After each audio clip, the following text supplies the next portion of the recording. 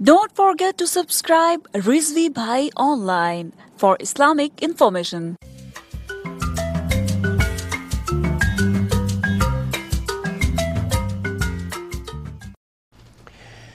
اعوذ باللہ من الشیطان الرجیم بسم اللہ الرحمن الرحیم۔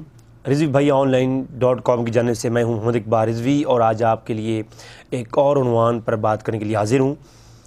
ناظرین، حالیہ تمام ایپیسوڈ کے اندر میں نے اماں فاطمہ سلام اللہ علیہا کے گھر جلانے والی تمام تر روایات سنی اور شیعہ کتب کے روشنی میں ان پر بحث کی۔ ان کے اوپر میں نے یہ بات ثابت کی کہ وہ تمام تر روایات کوئی ایک بھی اپنی سند کے اعتبار سے جو ہے وہ صحیح درجے تک نہیں پہنچتی، اور اس کے تمام تر طرق جو ہیں میں نے ہر ایک راوی پر کلام کر دیا ہے۔ تقریباً اگر وہ ملائی جائے گفتگو تو 8 سے 9 گھنٹے کی گفتگو بنتی ہے۔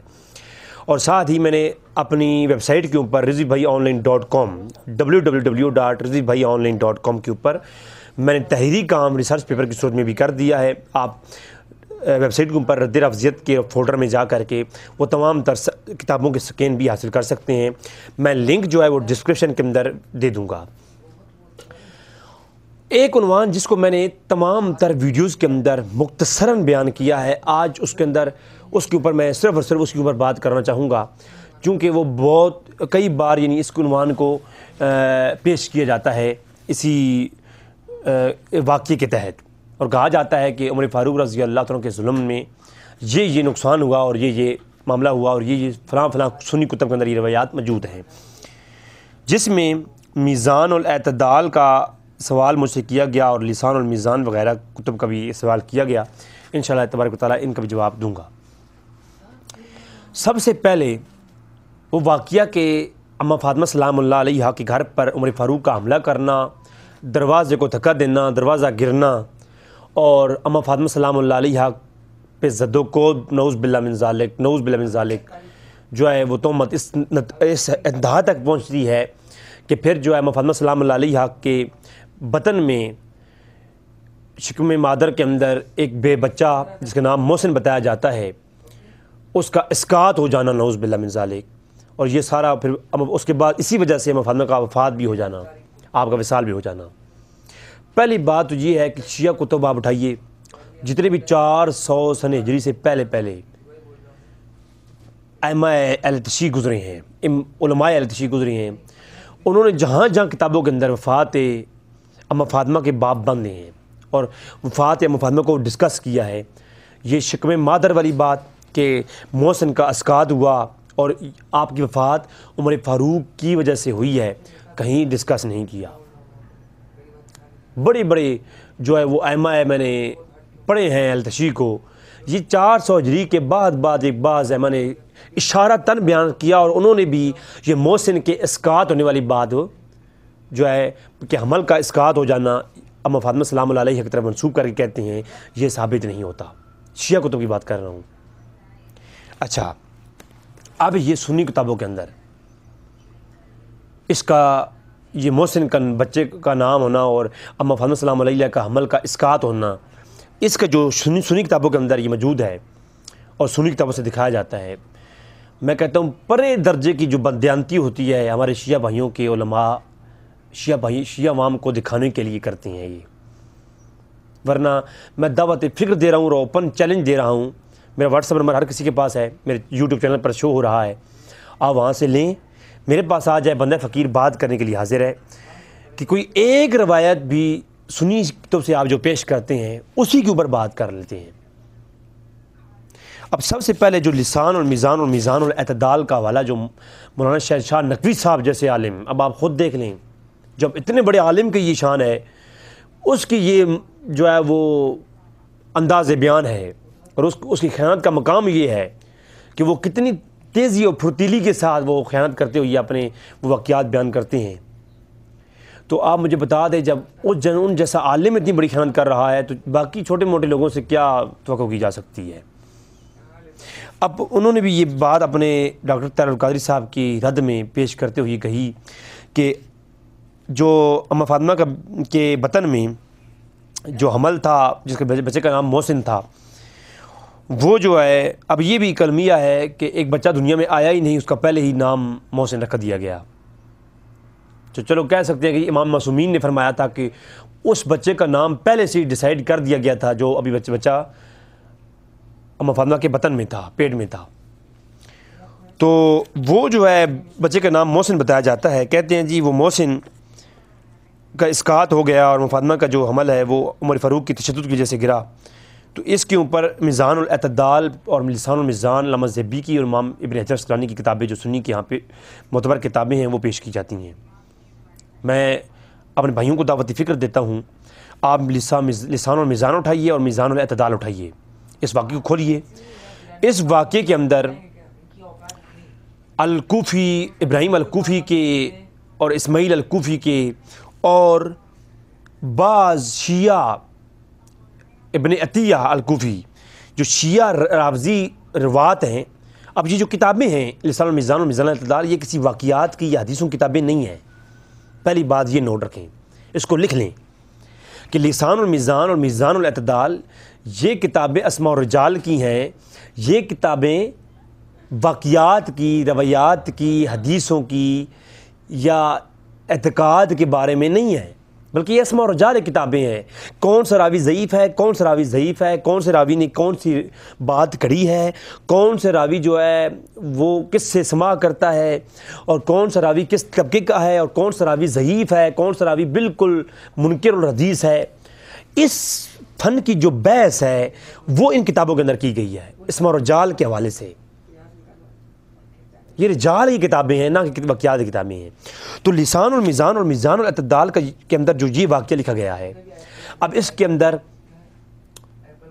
اسحاق کوفی، اس کے علاوہ اسماعیل الکوفی، ابن عطیہ الکوفی اور جو شیعہ رافضی روات ہیں ان کی بحث کرتے ہوئے امام ابن حجر عسقلانی اور امام زیبی نے اس واقعے کو لکھا اور یہ کہا کہ یہ جو واقعہ ہے کہ اماں فاطمہ سلام اللہ علیہا کے اوپر امام ابن فاروق نے تشدد کیا اور یہ جو ہے شیعہ رافضیوں نے گھڑا ہے،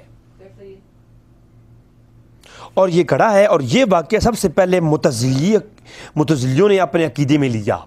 یعنی شیعہ کا یہ عقیدہ نہیں تھا، یہ عقیدہ جو تھا کس کا تھا؟ یہ معتزلیوں کا ایک چھوٹا سا فرقہ تھا.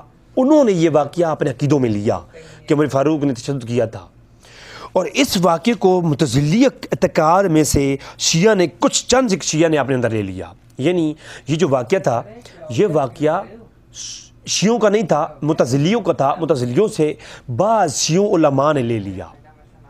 پھر ان میں سے جو روایت کرنے والے جتنے بھی عالم تھے، راوی تھے، وہ سارے کے سارے شیعہ تھے، کوفی تھے، اور منکر الحدیث اور ضعیف ترین راوی تھے.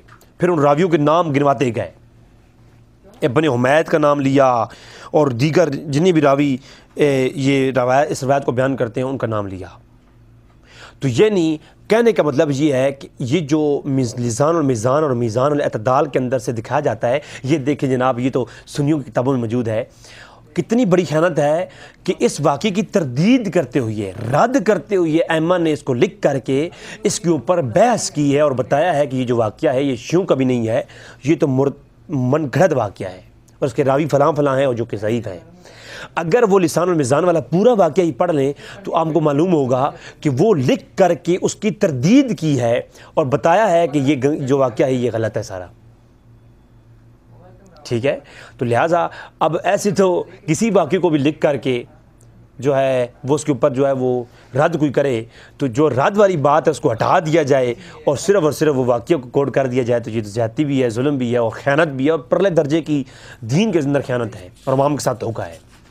لہذا شیعہ بھائیوں سے گزارش ہے، میں یہ ہرگز نہیں کہہ رہا کہ آپ میری بات کو مانیں، میں یہ کہہ رہا ہوں آپ تحقیق کریں، نہ سنیں سنیوں کی بھی، آج یہ سنی مولیوں کو بھی نہ سنیں، آپ شیعوں مذاکر کو بھی نہ سنیں، آپ خود تحقیق کریں.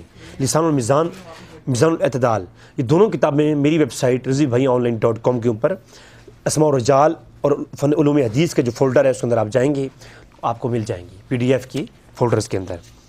تو میری ویب سائٹ کے اندر انشاءاللہ ہر کتاب آپ کو ملے گی. یہ جن کتابوں کے میں ریفرنس دیتا ہوں ان کے سکین پیج ہی ملیں گے، یہ پوری کتابیں بھی آپ کو میری ویب سائٹ سے ملیں گی.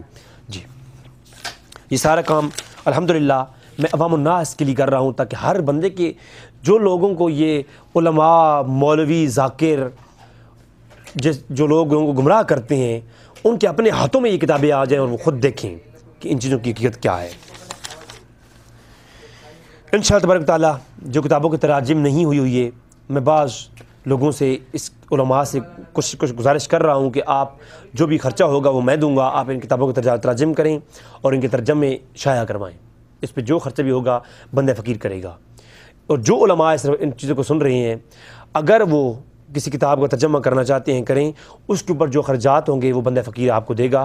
میں چاہتا ہوں کہ آپ سنی ہوں یا شیعہ کتب ہوں، جو عربی کے اندر ہیں یا فارسی کے اندر ہیں، ان کے ترجمے کیے جائیں اور ان کے ترجمے جو ہے وہ آپ شائع کروائیں۔ ان کے اوپر جو خرچات ہوں گے، جس حد تک ہو سکا یہ بندہ فقیر آپ کے ساتھ تعاون کرے گا۔ اچھا، یہ تو میزان الاعتدال کا حوالہ گیا۔ اب یہ کہا جاتا ہے، یہ علامہ شہرستانی نے الملل والنحال کے اندر بھی اس کو روایت کیا ہے، اور اس کے اندر بھی کہا کہ جی عمر فاروق نے بیعت کے دوروز ام فاطمہ کے بطن پر ایسی ضرب لگائی کہ جناب محسن علیہ السلام ان کے شکم سے ساقط ہو گئے، اور عمر چلا کر یہ کہہ رہے تھے کہ ان کے گھر کو اور گھر والوں کو سمیت کو جلا دوں گا، حالانکہ اس وقت گھر میں حضرت علی، ام فاطمہ، حسن و حسین کے سوا اور کوئی نہ تھا۔ حالانکہ یہ بات بھی غلط ہے، اس روایت کے اوپر کئی باتیں کی جا سکتی ہیں۔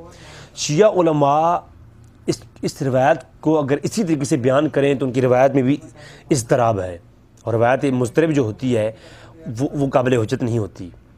اگر اس روایت کو صحیح مان لیا جائے تو ہر جگہ کبھی تو کہتے ہیں جی گھر میں ابن عباس ہی موجود تھے، اور سلیم بن قیس العامری الہلالی جو کہ اس روایت کا سب سے پہلا راوی شیعوں کے ہاں، سب سے چانس شیعوں کے ہاں اس روایت نے جنم لیا ہے، اس روایت کو تخلیق کرنے والا راوی وہ سلیم بن قیس العامری ہے، اور اس کی کتاب جس کو گھڑا ہے ابان بن نبی عیاش نے، میری پوری تحقیق ریٹن ریسرچ پیپر کی صورت میں بھی اور ویڈیو صورت میں بھی اپلوڈ ہو چکی ہے۔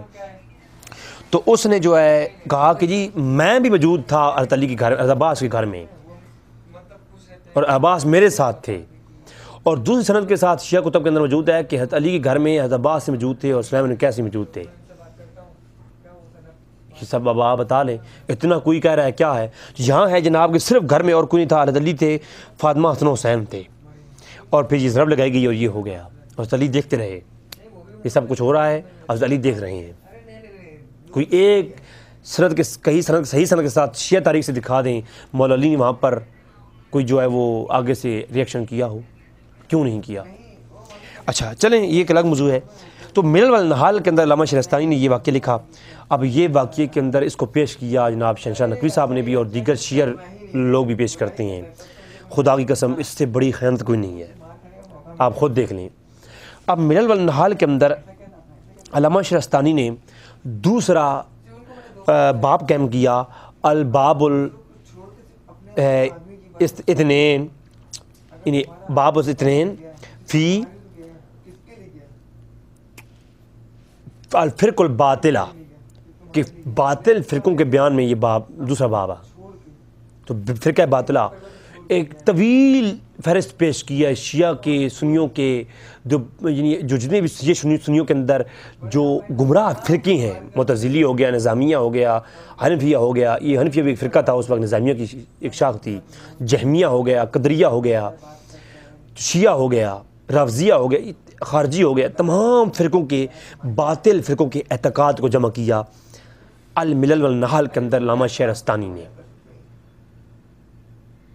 اور علامہ شہرستانی کی یہ جو بات ہے، اس کو یہ جو بات لکھی ہے کہ ام فاطمہ کے گھر میں حملہ ہوا، یہ شیعہ کا اعتقاد نہیں پیش کیا۔ یہ لکھتے ہیں، کہتے ہیں فرقہ الباطلہ کے اندر فرقہ نمبر 6 کہتے ہیں النظامیہ، نظام الدین نام کا ایک شخص، گمراہ شخص تھا، اس کے ماننے والوں کو نظامیہ کہا جایا کرتا تھا۔ تو وہ نظامیہ جو فرقہ ہے، ان کا ایک گمراہ عقیدہ یہ بھی ہے کہ حضرت عمر فاروق گئے گھر کو اور آگ لگائی ام فاطمہ کے گھر کو، اور اس پر ام فاطمہ حاملہ تھیں، اور آپ کے بطن پر نعوذ باللہ ضرب لگائی، اور آپ کا اسقاط ہو گیا۔ آپ کے بطن میں ایک بیٹا تھا جس کو محسن کا نام دیا جاتا ہے۔ اب نظامیوں کا گمراہ فرقہ نظامیہ، ان کا گمراہ عقیدہ، یعنی نظامیہ فرقہ گمراہ ہے کیوں؟ اس لیے گمراہ ہے کہ اس کے اس طرح کے اعتقاد ہیں اب علامہ شہرستانی نے نظامیہ کا گمراہ عقیدہ بیان کرتے ہوئے یہ واقعہ پیش کیا، اور ہمارے بھائیوں کے مولویوں نے، ذاکروں نے ان کو یہ دکھایا کہ دیکھو جی اس کتاب کے اندر موجود ہے، حالانکہ یہ پوری بات نہیں بتائی کہ کیوں موجود ہے۔ اس لیے موجود ہے کہ یہ نظامیہ کا گمراہ عقیدہ بیان کرتے ہوئے ان کی گمراہ اعتقاد کے اندر یہ بات پیش کی ہے۔ اب یہ شیعہ کا تو عقیدہ ہی نہیں تھا۔ یہ پہلی بات شیعہ سے یہ ہے کہ یہ ذرا کتاب دکھائیں ہمیں، اس کے اندر تو یہ شیعہ کا عقیدہ نہیں بیان کیا گیا، یہ نظامیہ کا عقیدہ بیان کیا گیا ہے۔ شیعہ کے اعتقاد یہ بیان کیے ہیں، شیعہ کا اعتقاد یہ بیان کیے ہیں، اسی کے باب نمبر 2 کے صفحہ نمبر 190 پر بیان کیا شیعہ کے اعتقاد بھی، کہ ان کا یہ ایک امامیہ کا عقیدہ نکالا، اور پھر یہ حضرت علی کو بعض نے خدا مان لیا، اور بعض ایسے تھے جنہوں نے حضرت علی کو فضیلت دی بعضوں پر، اور بعض نے انبیاء سے افضل کا بھی عقیدہ یہاں لکھا ہے۔ تو یہ سارے شیعہ کے گمراہ عقیدے بھی لکھے ہیں، لیکن شیعہ کے گمراہ عقیدوں میں اس کا ذکر نہیں کیا، کیونکہ شیعہ کا عقیدہ تھا ہی نہیں۔ میرے بھائی شیعہ حضرات سے گزارش کروں گا کہ میرے بھائیوں یہ آپ کا عقیدہ ہے ہی نہیں، یہ تو گمراہ عقیدہ نظامیہ کا فرقہ کا عقیدہ تھا جو کہ آپ کے عقیدے میں ڈالا گیا ہے۔ تو یہ بھی جھوٹ ہے کہ علامہ شہرستانی نے اس کو بیان کیا ہے، بلکہ علامہ شہرستانی نے اس کی تردید کرتے ہوئے نظامیہ کے گمراہ عقیدے کے اندر اس کو بیان کیا ہے۔ شیعہ کا یہ عقیدہ بھی نہیں تھا، اور یہ رد کرتے ہوئے یہ پیش کیا ہے، نہ کہ یہ کوئی واقعے کو اس طرح پیش کیا ہے، یہ بھی جھوٹ بول جاتا ہے۔ تو یہ جو ہے والوافیات الوفیات کے اندر، الوفیات کے اندر بھی جناب یہ واقعہ پیش سنی کتاب کے اندر آیا، تو اس کے اندر بھی آپ دیکھ لیں، اس کے اندر بھی انہوں نے گمراہ فرقوں کا باب قائم کیا، اور باطلہ فرقوں کے اندر یہ واقعہ بیان کیا گمراہ اعتقاد کے اندر کہ یہ جو فرقہ ہے، اور وہاں بھی شیعوں کا ذکر موجود ہے، شیعوں کے عقیدوں میں انہوں نے بھی بیان نہیں کیا۔ انہوں نے کہا یہ جو فرقہ ہے یہ قدریہ کی ایک مختصراً شاخ ہے نظامیہ، انہوں نے قدریہ کا ذکر کیا، تو ان کے اندر یہ بات بیان کی کہ والوفیات کے اندر موجود ہے کہ یہ جو ہے یہ واقعہ پیش آیا ہے۔ تو یہ جو ہے عقیدہ جو تھا نظامیہ کا تھا، اور وفیات کے اندر بھی اس کا رد کرتے ہوئے اور گمراہ کے اعتقاد بتاتے ہوئے یہ لکھا ہے۔ یہ سنیوں کا حوالہ ان حجت نہیں ہے، اس لحاظ سے یہ خیانت کی گئی ہے، شیعہ بھائیوں کے ساتھ بہت بڑا فراڈ کیا گیا ہے۔ اگر یہ کتابیں چاہیے ہوں، بندہ فقیر حاضر ہے، میں آپ کو اسکرین شاٹ دینے کو تیار ہوں، آپ میری ویب سائٹ سے جا کے ڈاؤن لوڈ کر سکتے ہیں۔ تو یہ بھی بہت بڑا ایک دھوکہ دہی کی گئی ہے۔ پھر کتاب المختصر جو حماد الدین اسماعیل بن فدا کی کتاب ہے، اس کے اندر کہتے ہیں جی صاحب حماد کہ جی وہ سارا واقعہ لکھا ہوا ہے کہ اما فاطمہ کو ضرب لگائی گئی اور ان کے بطن سے جو ہے وہ اسقاط ہو گیا محسن کا۔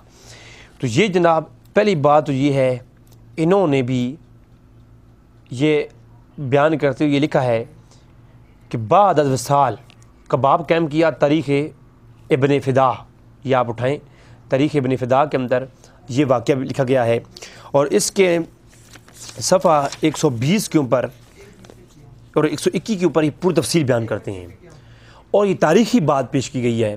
میں نے پچھلی ایپیسوڈ کے اندر بتایا تھا کہ اہل سنت کے ہاں آپ یہ واقعہ یا شیعہ کے ہاں سند کے ساتھ نہیں ملتا، تاریخ کتب کے اندر ملتا ہے۔ اور تاریخ نے کہاں سے لیا؟ تاریخ نے وہی معتزلہ اور نظامیوں سے لیا ہے، تو بغیر سند کے۔ اور میں تو یہ کہتا ہوں اگر معتزلی کے اعتقاد کا بھی کوئی عقیدہ ہمیں مل جائے سند کے ساتھ، تو اہل سنت کا جو اصول ہے وہ یہ ہے، جہاں سے بھی کوئی روایت ملے سند صحیح کے ساتھ ہو، اس کے راوی سے ہوں اہل سنت کی منہج کے اوپر، تو وہ روایت ہمارے لیے قابل حجت ہوتی ہے۔ شیعہ بھائیوں کی کتابوں سے ہمیں کتاب سے کوئی روایت مل جائے، ہاں وہ منہج کے اوپر صحیح ہو، تو ہم شیعہ بھائیوں کی کتاب سے وہ ایکسیپٹ کرتے ہیں۔ اور ہماری بخاری کے اندر روایت ہو، وہ اسماء و رجال کے حوالے سے وہ ضعیف ہو، اگر وہ روایت سند کے اعتبار سے صحیح نہ ہو تو ہم اسے ٹھکرا دیتے ہیں، اور ہمیں اسرائیلیات میں سے کوئی روایت مل جائے سند صحیح ہو تو ہم اسے قبول کرتے ہیں۔ تو یہ سنیوں کے ہاں تو یہ پیمانہ ہے۔ تو تاریخی بات جو ہے وہ سنیوں کے لیے حجت ہی نہیں ہے، کیونکہ یہ تاریخ میں ہے، اور مورخ جو ہے وہ اس کو جہاں سے کوئی بات ملتی ہے بے سند وہ اٹھا کے نکل کرتا ہے، تو اس کتاب کے اندر کوئی سند موجود نہیں ہے۔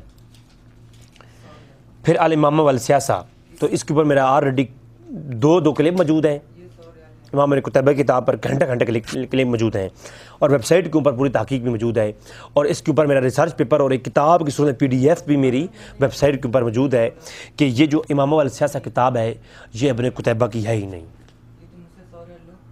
یہ ابراہیم بن قتیبہ جو مسلم بن قتیبہ کی یہ کتاب نہیں ہے. ہو سکتا ہے یہ ابراہیم بن قتیبہ جو کہ شیعہ عالم تھا اسی کتاب ہو یہ، ٹھیک ہے. لہٰذا یہ جو ہے کتاب سنیوں کی ہے ہی نہیں.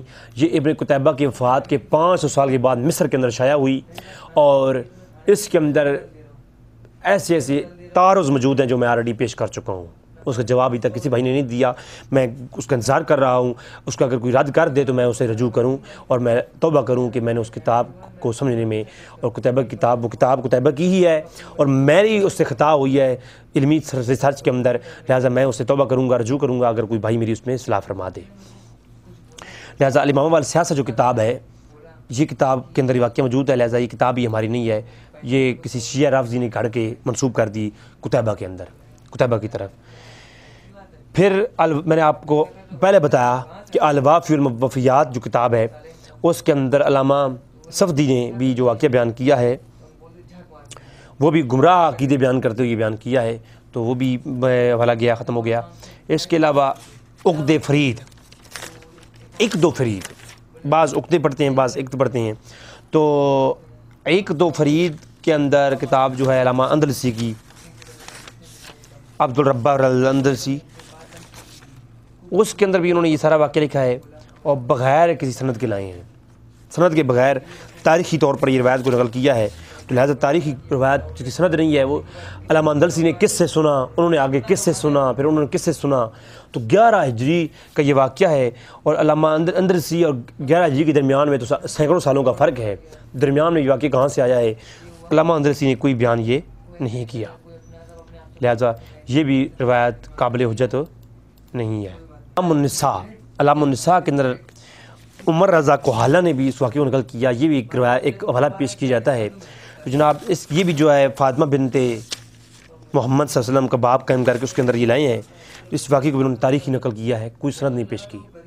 ہمارا سنی بھائیوں کا شیعہ بھائیوں سے صرف اتنی گزارش ہے کہ آپ ہمیں سند کے ساتھ یہ واقعہ پیش کریں اور اس سند کی اور بات کریں، سند صحیح پیش کریں. رضوی بھائی کا وعدہ ہے، آن لائن کہہ رہا ہوں، آن ایئر کہہ رہا ہوں، میں آپ کی حمایت میں کلپ اپلوڈ کروں گا. ثابت کر کے دیں ہمیں، ٹھیک ہے. اور اس کے اوپر تحقیقی گفتگو میری ویب سائٹ www.ruzvibhaiyaonline.com پہ آ چکی ہے، آپ وہ پڑھ سکتے ہیں. 4 قسطیں آ چکی ہیں، 12 قسطیں آنی ہیں، جو باقی ہیں وہ بھی انشاءاللہ قریب اپلوڈ ہو جائیں گی. آپ کی دعاؤں کو Don't forget to subscribe Rizvi Bhai Online for Islamic information.